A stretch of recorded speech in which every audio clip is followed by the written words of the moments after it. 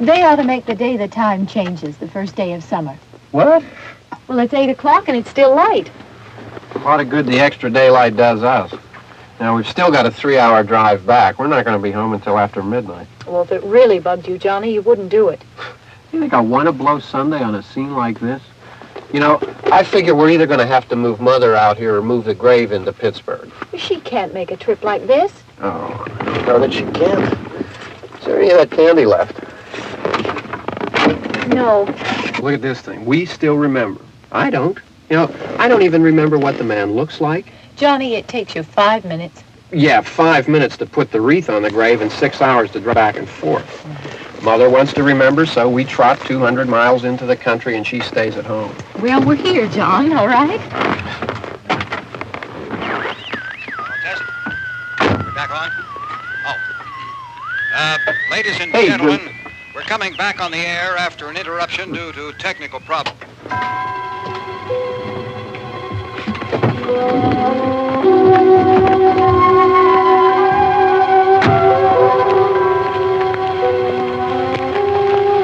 There's nothing wrong with the radio. Must have been the station. Which row is it in?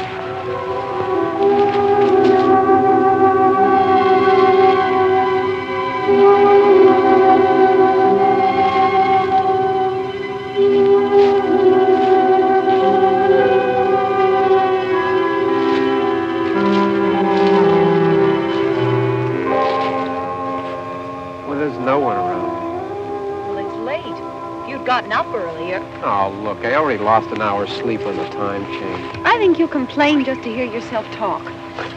There it is.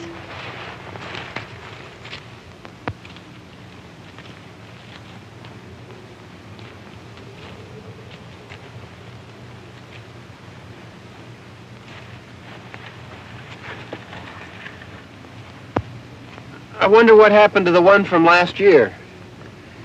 Each year we spend good money on these things. We come out here and the one from last year's gone. Well, the flowers die and the caretaker or somebody takes them away. Yeah, a little spit and polish. You can clean this up. Sell it next year. Wonder how many times we bought the same one.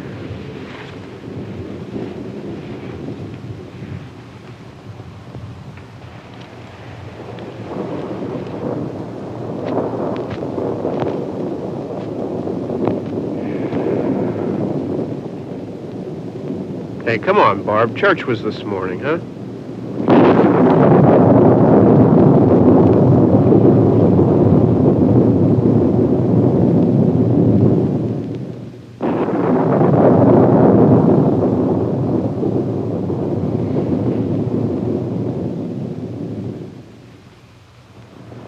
Hey, I mean praying's for church, huh? Come on. I haven't seen you in church lately. Well, not much sense in my going to church. Do you remember one time when we were small, we were out here? It was from right over there. I jumped out at you from behind the tree, and Grandpa got all excited, and he shook his fist at me, and he said, "Boys, you'll be damned to hell." Remember that? Right over there. Well, you used to really be scared here. Johnny. You're still afraid. Stop it now. I mean it. They're coming to get you, Barbara. Stop it. You're ignorant. They're coming for you, Barbara. Stop it. You're acting like a child. They're coming for you. Look, there comes one of them now.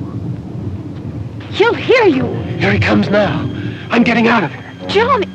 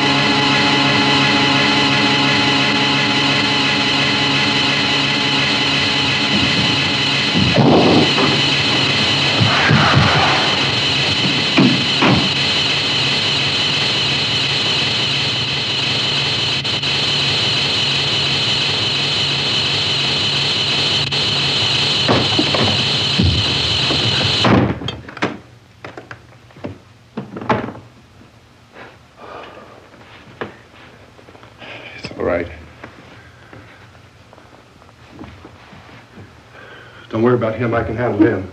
Probably be a lot more of them as soon as they find out about us. The truck is out of gas. This pump out here is locked. Is there a key? We can try to get out of here if we can get some gas. Is there a key? I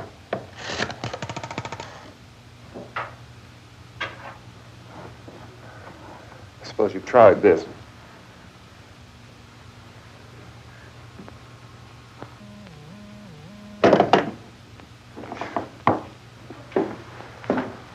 Do you live here?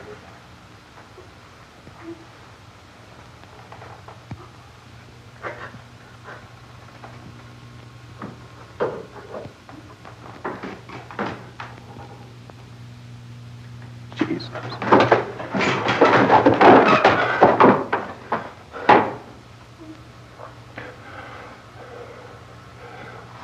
We've got to get out of here. We have to get to where there's some other people.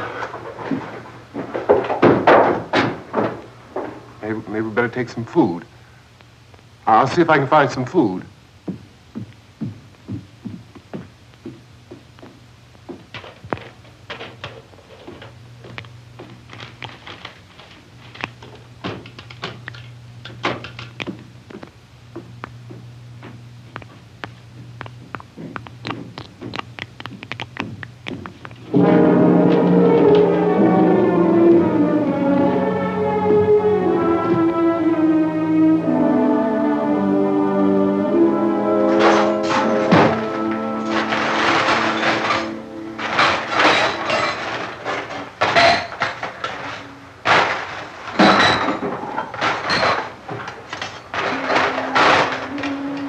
What's happening?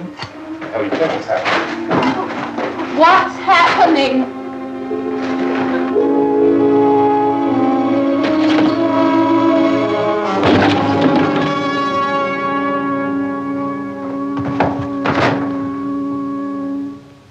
Two of them.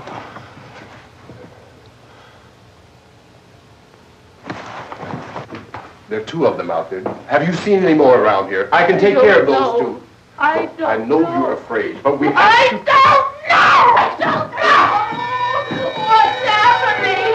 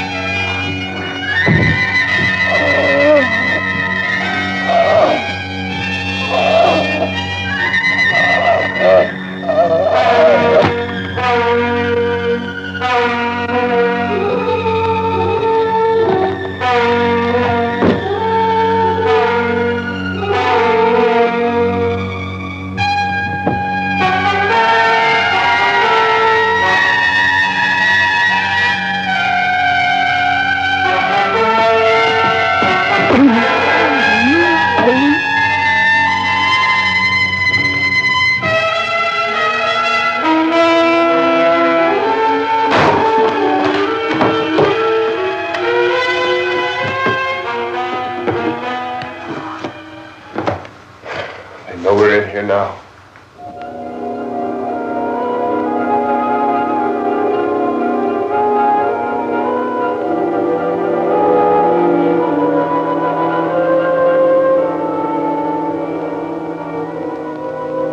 Don't look at it.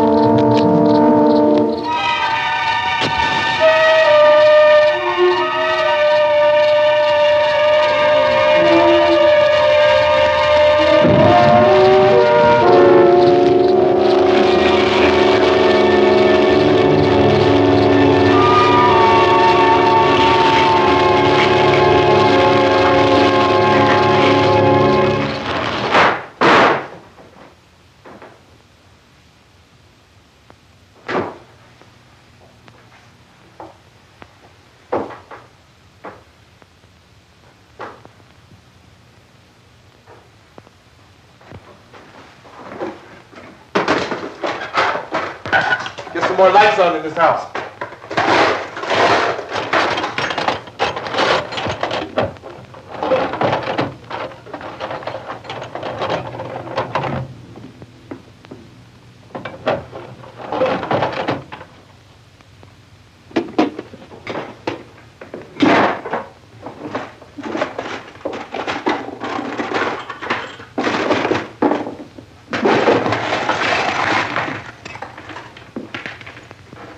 Why don't you see if you can find some wood, some board, something about a fireplace, something we can nail this place up.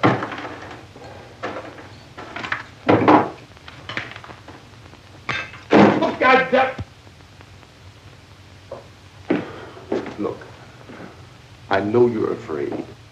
I'm afraid too. But we have to try to board the house up together. Now, I'm going to board up the windows and the doors. Do you understand? We'll be all right here. We'll be all right here until someone comes to rescue us. But we'll have to work together. You'll have to help me. Now, I want you to go in and get some wood so I can board the place up. Do you understand? Okay? Okay?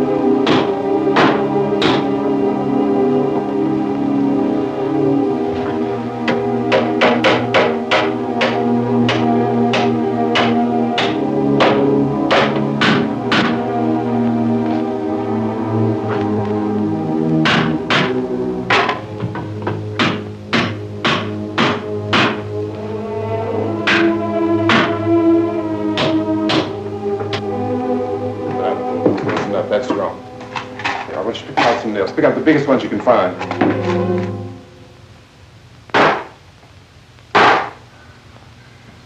There, this room looks pretty secure. If we have to, we can run in here and board up the doors.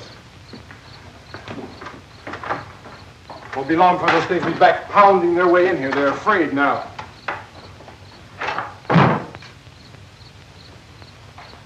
They're afraid of fire. I found that out.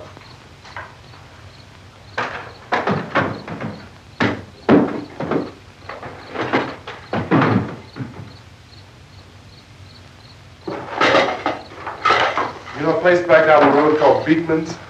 Beekman's Diner?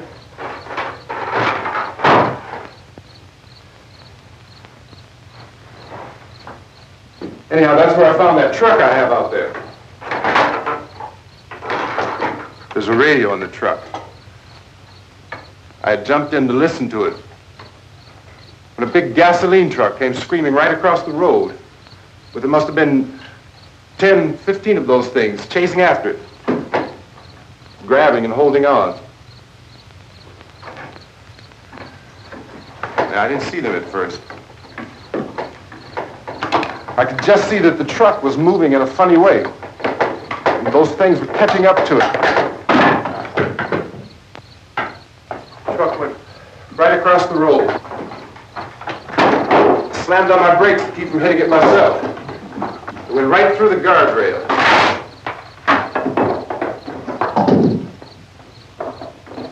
I guess the driver must have cut off the road into that gas station by Beekman's Diner. It went right through the billboard, ripped over a gas pump, and never stopped moving. By now it's like a moving bonfire. Didn't know if the truck was going to explode or what. Still hear the man screaming.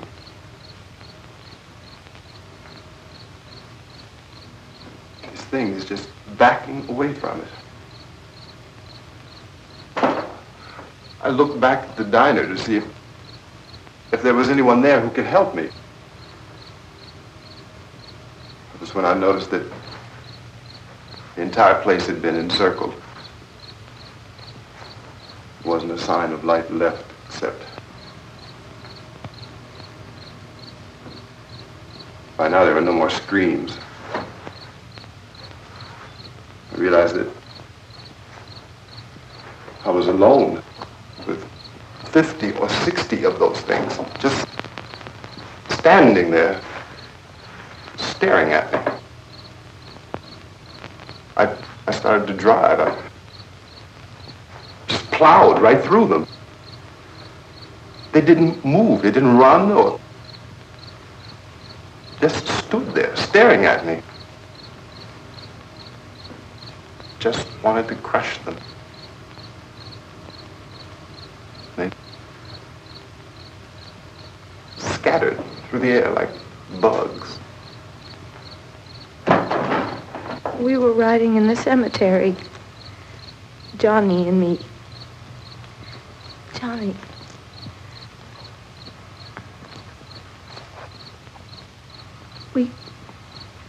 We came to put a wreath on my father's grave. Johnny, and he said, "Can I have some candy, Barbra?" We didn't have any. And, oh, it's hot in here. Hot.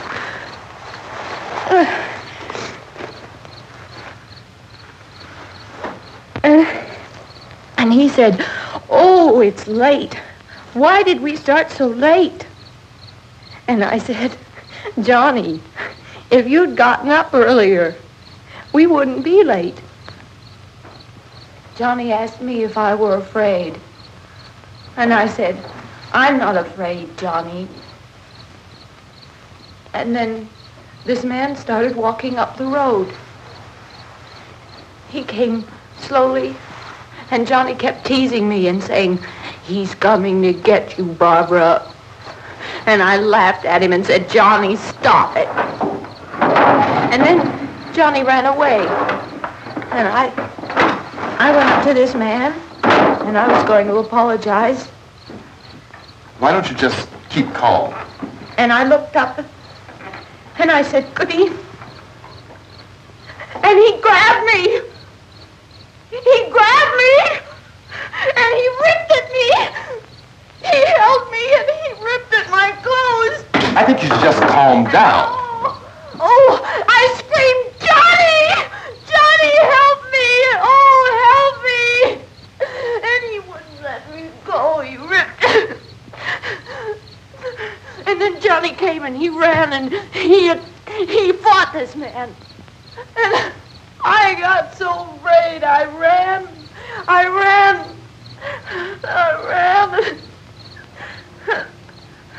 And Johnny didn't come. We have to wait for Johnny.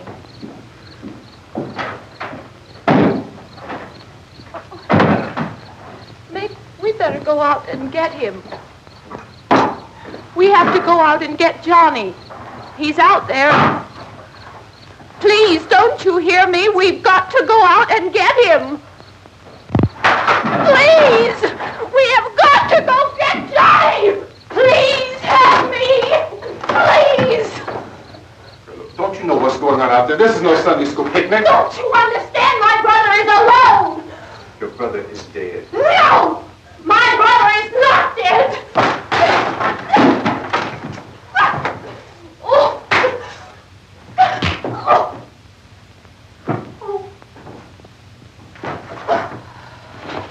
Oh.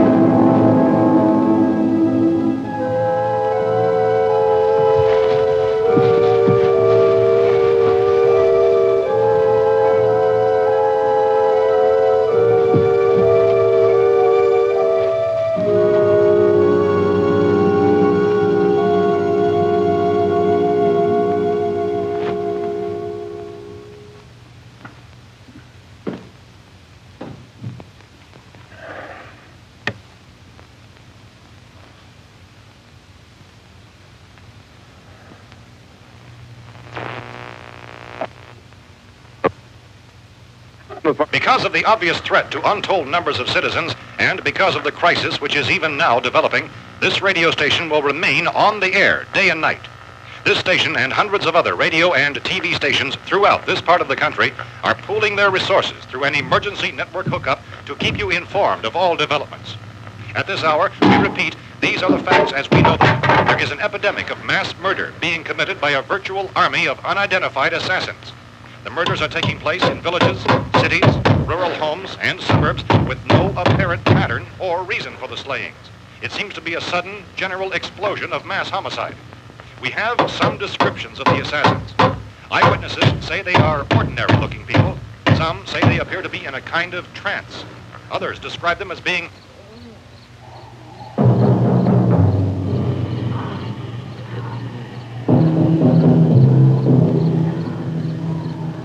So, at this point, there is no really authentic way for us to say who or what to look for and guard yourself against. Misshapen monsters.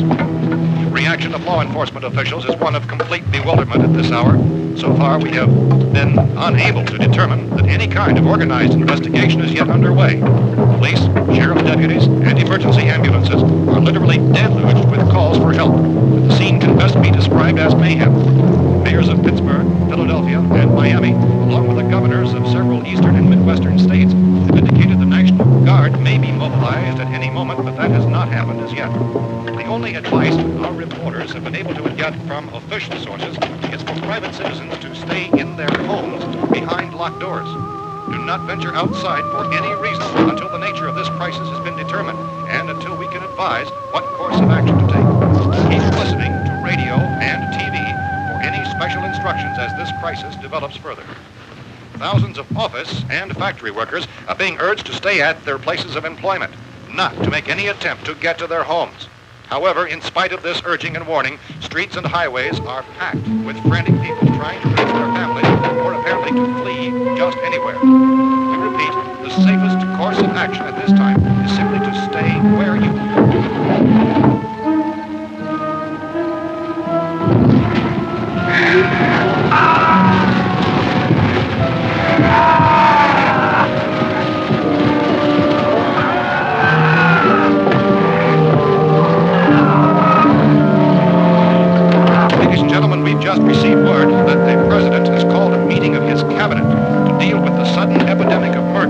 seize the eastern third of this nation. The meeting is scheduled to convene within the hour. Members of the presidential cabinet will be joined by officials of the FBI and joint teams behind closed doors. The White House spokesman, in announcing this conference, says there will be an official announcement as soon as possible following that meeting. This is the latest dispatch just received in our newsroom. Latest word also from National Press Services in Washington, D.C. now tells us that the emergency presidential conference, which we've just mentioned, will include high-ranking scientists from the National Aeronautics and Space Administration. That's the extent of this latest bulletin meeting. Members of his cabinet, the FBI, the Joint Chiefs of Staff, and the scientists from NASA within the hour. All radio and TV stations throughout this part of the country, including the one to which you're listening, have joined their facilities in an emergency network to bring you this news as it develops. We urge you to stay tuned to radio and TV and to stay indoors at all costs. Late reports reaching this newsroom tell of frightened people seeking refuge in churches, schools, and government buildings, demanding shelter and protection from the wholesale murder which apparently is engulfing much of the nation. Law enforcement officials are at a loss to explain or even at this hour, even to theorize about the reasons for this wave of murder. So far, the advice they're able to give the public is summary. Chief T.K. Dunmore of Camden, North Carolina, was quoted as saying, quote, "Tell the people, for God's sake, to get off the streets. Tell them to go home and lock their doors and windows up tight. We don't know what kind of murder-happy characters we have here." End quote. He's Chief Dunmore of Camden, North Carolina. So far, the only descriptions, the only clues anyone has of the killers come from frightened witnesses of some of the slaves. These eyewitness accounts variously describe the murderers as ordinary-looking people, misshapen monsters, people who look like they're in a trance, and things that look like people but act like animals. Some eyewitnesses tell of seeing victims who look as though they had been torn apart. This whole ghastly story began developing 2 days ago with the report of the slaying of a family of 7 in their rural home near Gulfport. Since then, reports of such senseless killings began snowballing in a reign of terror which has hopscotched in an erratic, disconnected manner throughout much of the eastern Midwest of the United States. Efforts to keep track of the murder reports by the placing of markers on a map seem to indicate a general spreading of the extreme southeastern United States to the north and west. Our newsmen have been on the telephone talking with officials in other cities and have determined that none of this kind of mass murder has yet been reported west of the Mississippi River, except in the extreme southeastern portion of Texas. Similar killings have been reported around the Houston and Galveston areas, but nothing like I found a gun and some bullets out there. It was only late yesterday Oh, and when it these. first became clear we were facing some kind of national emergency. When first reports began filtering in, newsmen and law enforcement agencies were of the opinion This place is boarded up pretty solid now. in nature. However, as these We ought to be all right here for a while. dramatically, it was soon apparent that We have this the was gun something and more than the bullets. usual run of lawlessness. Food and the radio. Some began to suspect an obscure kind of conspiracy. Sooner or later, someone's Things as bound to come and get us out. creatures from outer space. So again, we join with law enforcement agencies, urging you to seek shelter in a building. Lock the doors and windows securely. Hey, that's us. We're doing all right. Be cautious of any suspicious strangers. And keep tuned to your radio and television for survival instructions and further details of this continuing story. Look, I don't know if you're hearing me, Goes on in the absence of any law. but I'm going upstairs now. It's almost as though some critical balance of If anything should try to break in here, I can hear it from up there, and I'll be down to take care of it. savage killers. We repeat, this radio station. Everything is all right for now. I'll be back to reinforce the windows and doors later. But you'll be all right for now, okay? Okay.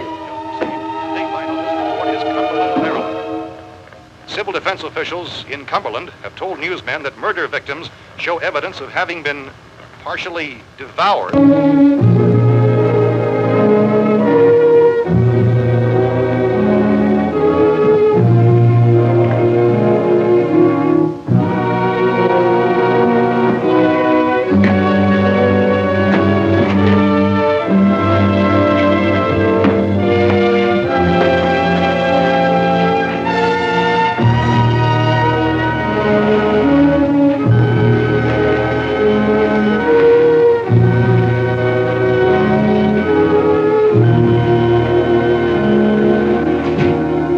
Reports from witnesses to the effect that people who acted as though they were in a kind of trance were killing and eating their victims prompted authorities to examine the bodies of some of the victims.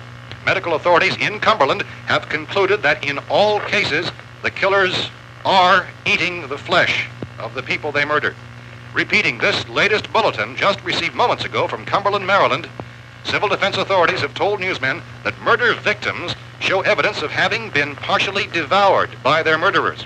Medical examination of victims' bodies shows conclusively that the killers are eating the flesh of the people they kill. And so this incredible story becomes more ghastly with each report. It's difficult to imagine such a thing actually happening, but these are the reports we have been receiving and passing on to you, reports which have been verified as completely as is possible in this confused situation. It is happening, and it would appear that no one is safe from this wave of mass murder.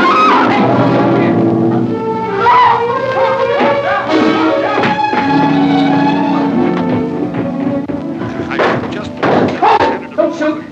We're from town. A radio. County, Pennsylvania. The Butler County Sheriff has verified by their slayers is true. No further details available at this time. However, How long you guys been down there? I could have used some help up here. That's the cellar. It's the safest place. You mean you didn't hear the racket we were making up here? How were we supposed to know what was going on? Could have been those things for all we knew. That girl was screaming. Sure, you must know what a girl screaming sounds like. Those things don't make any noise. Anybody would know somebody ever needed help. Look, it's kind of hard to hear what's going on from down there. We thought we could hear screams, but for all we knew, that could have meant those things were in the house afterward. And you wouldn't come up and help? Well, if there were more... The racket sounded like the place was being ripped apart. How were we supposed to know what was going on? Now, wait a minute. You just got finished saying you couldn't hear from down there. Now you say it sounded like the place was being ripped apart. It would be nice if you get your story straight, man. All right, now you tell me. I'm not going to take that kind of a chance when we got a safe place. We luck into a safe place, and you're telling us we got to risk our lives just because somebody might need help, huh? Yeah, something like that. All right, why don't we settle this? Look, mister, we came up. Okay, we're here. Now I suggest we all go back downstairs before any of those things find out we're in here. They can't get in here. You got the whole place boarded up? Yeah, most of it. All but a few spots upstairs. They won't be hard to fix. You're insane. The cellar's the safest place. I'm telling you, they can't get in here. And I'm telling you, those things turned over our car. We were damn lucky to get away at all. Now you tell me those things can't get through this lousy pile of wood? His wife and kids downstairs. Kids hurt. Well, I still think we're better off up here. We could strengthen everything up, Mr. Cooper. With all of us working, we could fix this place up in no time. We have everything we need up here. We can take all that stuff downstairs with us. Man, you're really crazy, you know that? You got 1 million windows up here. All these windows, you're gonna make them strong enough to keep these things out, huh? I told you those things don't have any strength. I smashed 3 of them and pushed another one out the door. Did you hear me when I told you they turned over our car? Oh, hell, any good 5 men can do that. That's my point. Only there's not going to be 5 or even 10. There's going to be 20, 30, maybe 100 of those things. And as soon as they know we're here, this place is going to be crawling with them. Well, if there are that many, they'll probably get us wherever we are. Look, the cellar. The cellar, there's only one door, right? Just one door, that's all we have to protect. Tom and I fixed it so it locks and boards from the inside. But up here, all these windows, why, we'd never know where they were going to hit us next. You got a point, Mr. Cooper. But down in the cellar, there's no place to run to. I mean, if they did get in, there'd be no back exit. We'd be done for. We can get out of here if we have to. And we got windows to see what's going on outside. But down there with no windows, if a rescue party did come, we wouldn't even know it. But the cellar is the strongest place. The cellar is a death trap. I don't know, Mr. Cooper. I think he's right.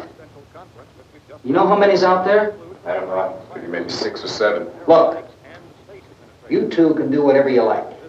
I'm going back down to the cellar, and you better decide. Because I'm going to board up that door, and I'm not going to unlock it again no matter what happens. Now, wait a minute, Mr. Cooper. No, I'm not going to wait. I've made my decision, now you make yours. Now, wait a minute. Let's think about this.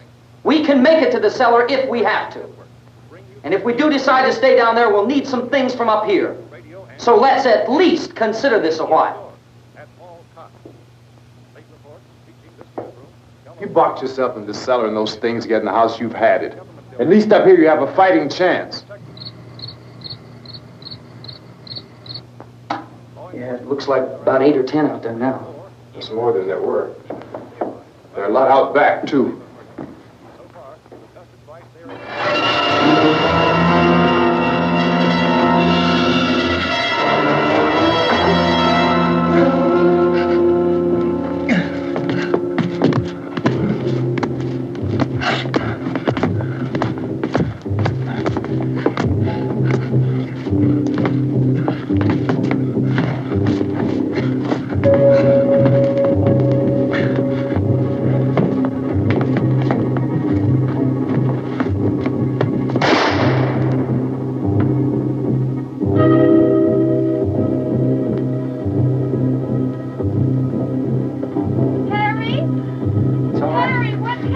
It's all right.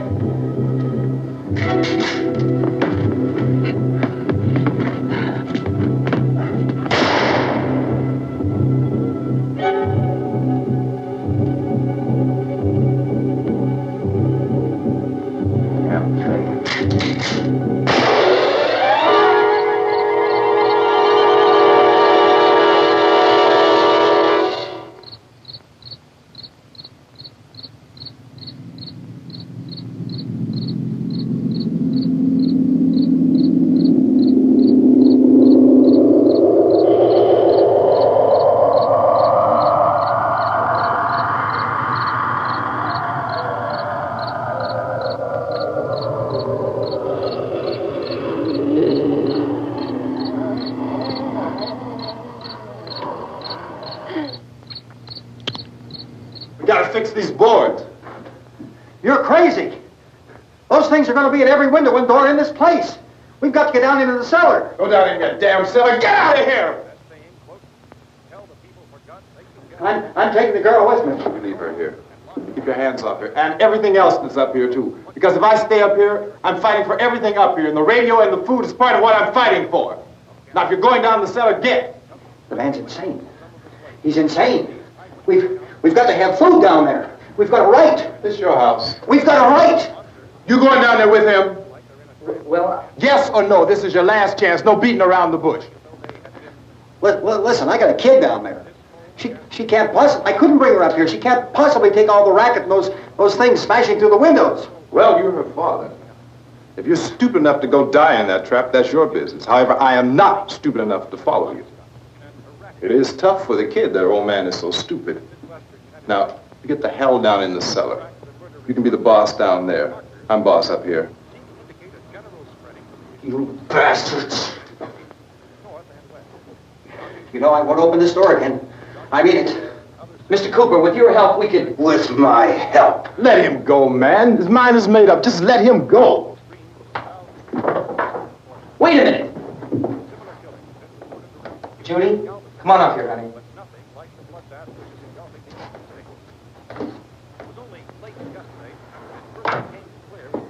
You're gonna let them get hurt too, huh? It's all right, honey. Go ahead.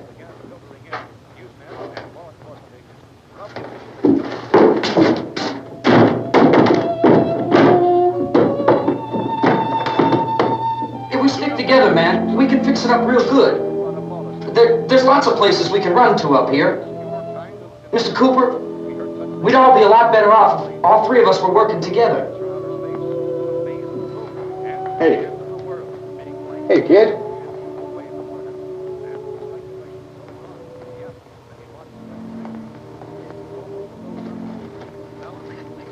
He's wrong, you know. I'm not boxing myself in down there. We repeat, this radio station will remain on the air day and night.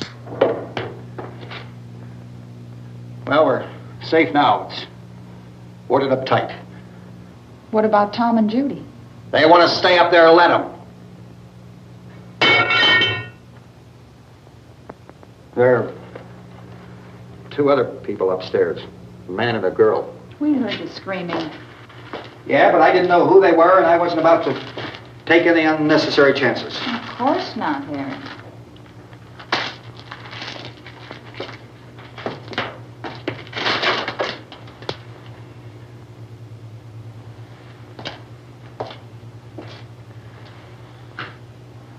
Is she all right? I don't know what it is. She feels warm. Maybe it's shock. Where'd you get the bandage? Some laundry in a basket. I tore a sheet.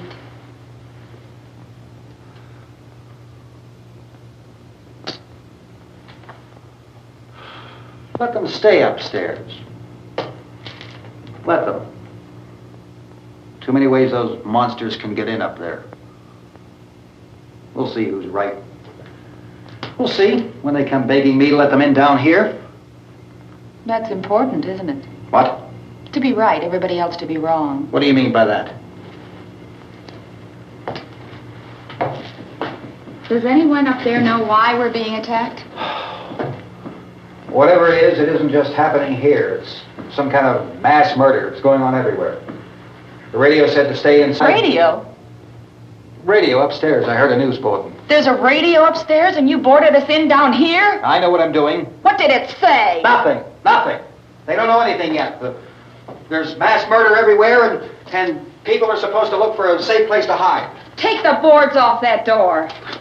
We are staying down here, Helen. Harry, that radio is at least some kind of communication. If the authorities know what's happening, well, they'll send people for us to tell us what to do. How are we going to know what's going on if we lock ourselves in this dungeon?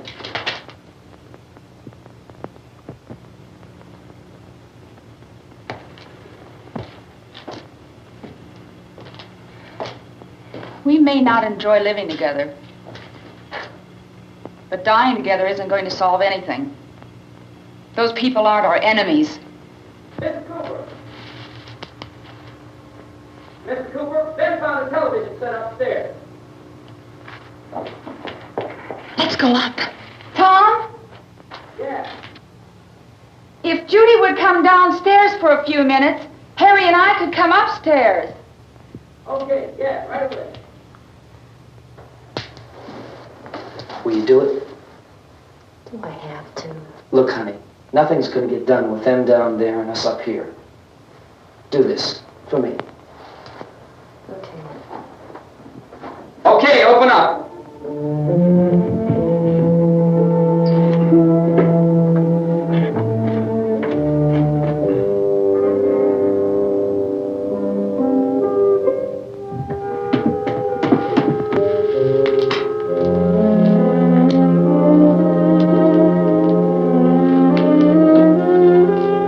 I'll take good care of her, Helen. She's all I have. Why don't you go upstairs now?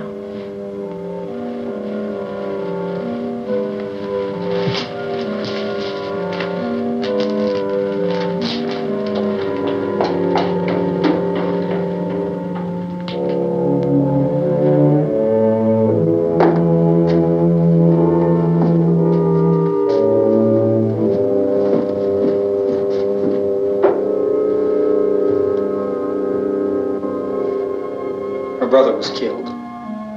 Hey, give me a hand with this thing. I gotta go help Ben with the television.